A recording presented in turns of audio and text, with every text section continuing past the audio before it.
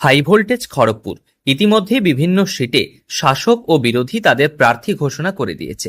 খড়গপুর থেকে এবার বিজেপির হয়ে প্রতিদ্বন্দ্বিতা করছেন বিজেপি নেতা তথা প্রাক্তন রাজ্য সভাপতি দিলীপ ঘোষ।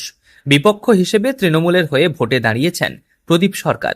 যত ভোট এগিয়ে আসছে ততই উত্তপ্ত হচ্ছে রেল শহর খড়গপুরের রাজনীতি। দিলীপ ঘোষের একাধিক চাঁচাছোলা মন্তব্যে ক্রমশ চড়ছে রাজনীতির পারদ।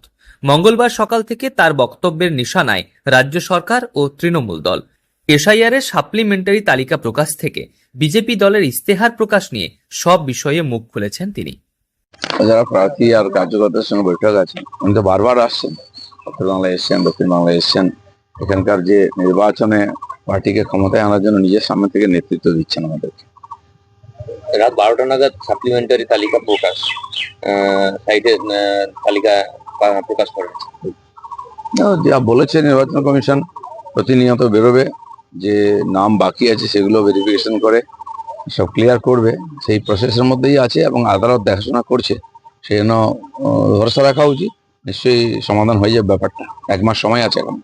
আদালত নিজে হস্তক্ষেপ করেছেন, নির্বাচন কমিশন এই ব্যাপারটা দেখছে, তো সেই জন্য ভরসা আছে যে সমস্যার সমাধান হয়ে যাবে।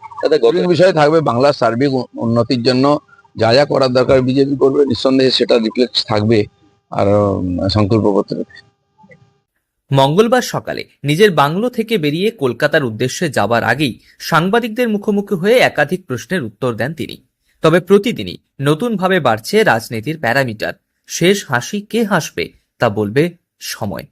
পশ্চিম মেদিনীপুর থেকে রঞ্জন চন্দ্রের রিপোর্ট, লোকাল 18 বাংলা।